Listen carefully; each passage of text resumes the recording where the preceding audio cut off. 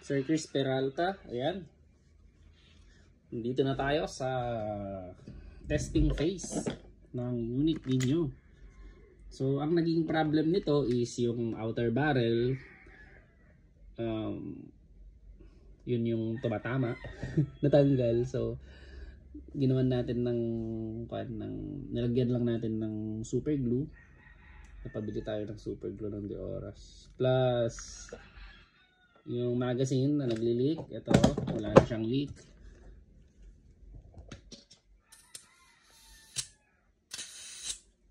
Yung green gas ko na lang nagli-leak. Halos malapit nang maubos. Ayan, lagyan natin ng bibis. Pakita ko sa inyo. Tsaka yung sear spring. Sear spring ninyo, sir, nag-readjust na lang ako. Hindi na tayo nagpalit ng sear spring kasi mukhang bugbog na yung sear spring nyo, pero nag-readjust naman. Hopefully tatagal naman siya. Kapag ang nangyayari kasi, sir, sa unang putok niya, yung sear spring dun sa sear nag-i-stack up. So yung sear nagwaganon, tapos yung sear spring instead na nandito pa rin, nandito siya. So hindi niya maitulak yung sear pabalik. So gulatin na lang natin to, tingnan natin kung magugulat siya. So ayan. Ayan. So pagka ganyan niya, yung sear naka-stuck na lang, tsaka yung sear spring naka-stuck, hindi na sila gagalaw. So ibig sabihin hindi na babalik yung sear na gaganon sa hammer, kaya magfo-full auto na siya. So ulitin natin. Plus may trigger brake tayo. Pak. Hino-hold ko lang yan, sir, para mas gulatin ulit natin. May trigger brake. Pak. So syempre magre-recoil na naman yan upon kalabit nyo. Gulatin na naman natin. May trigger brake. Pak. So ulitin natin. Kung walang trigger brake. So dito tayo sa actual test.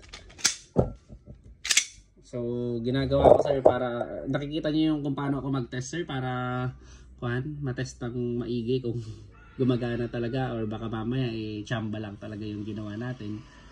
So testingin natin yung mabilis para makita natin kung nag-full auto.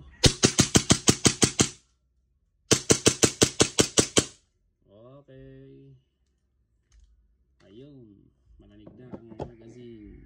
Ulit natin sa ibang magazine naman. Sa ibang magazine, yung ibang magazine ko na may gas. Kasi malamig. Pag malamig yung magazine, sir, pag malamig po yung magazine, huwag nyo na pong gagamitin uli. Huwag nyo na pong tuloy-tuloy na gagamitin. Para hindi po masyadong malamig yung lumalabas na gas na pumapasok po dito sa blowback housing. Later on, pag laging malamig po yung binubuga niya, magda-dry po kasi yun.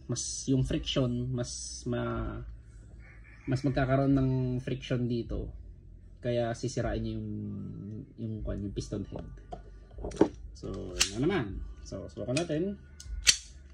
Okay. Firing!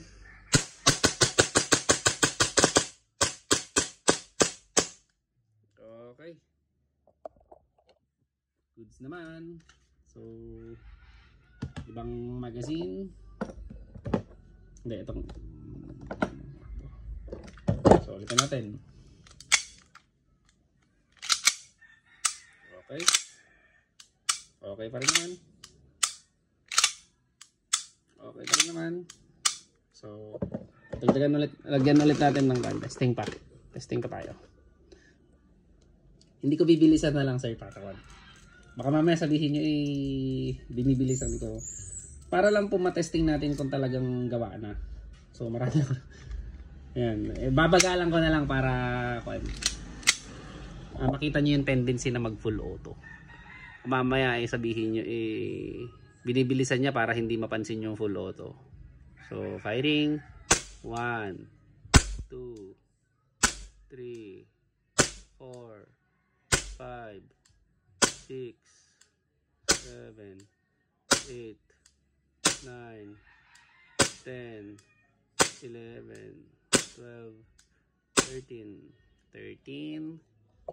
So, ubusin na natin yung gas hanggang sa maubos yung gas nito. Pag nasira yung piston head, andito naman ako. Okay lang, sir. Sige. Hindi naman. Biro lang yun, sir. Hindi naman po ganun.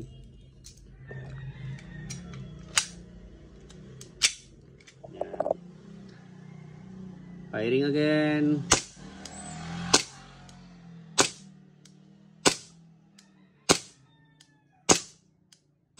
So, malapit nang maubos yung magazine, ay yung gas. So, mahina na yung gas, sir. Mahina na yung gas. Subukan natin. So, mahina na. So, okay. Hindi siya nag-full auto, sir. Usually, pag mahina ang gas, nag-full auto. So, ulitin natin.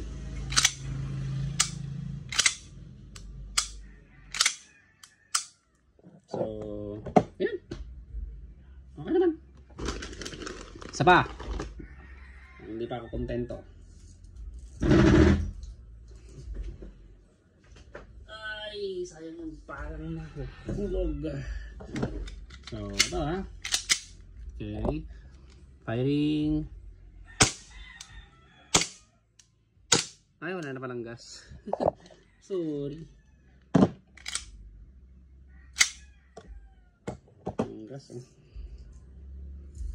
Kuha tayo ng gas. Ito kaya. Meron kaya. Yan, ibang magazine. Magazine ko to, sir, ha? Ay, dalawa pala yung ikalagay ko. Dali. Dalawa ba?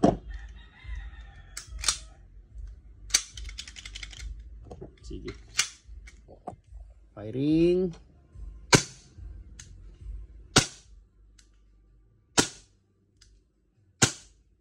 Okay. Goods na. Gulatin ulit natin. Usually, sir, kapag nagpo-full auto to, pag may full auto function na yan, kapag hinila mo na ganyan, kapag kinasa mo na ganyan, hindi na maiiwan yung hammer, di ba? Bumabalik na rin siya. Yan na yung may full auto. So, ito, may brake kasi. Kapag ganito kasi ang mechanism yan, sir. Kinasa mo, tapos kakalabitin. Pag kakalabit nyo, syempre magre-recoil agad yan. Bago nyo pa man din i-release yung kamay nyo, mag-recoil na yon. So, isang kalabit ulit, magre-recoil ulit. Yan. Mag-recoil ulit. Bang! Recoil. Bang! Recoil. Bang! So, yun, sir. Thank you very much. I-message ko na lang po yung yung fee. May kon kasi, may green gas kasi, madami kasi akong green gas, bala, and then yung super glue pa. Ano, sir? Tapos ipapadala ko pa sa inyo. Thank you.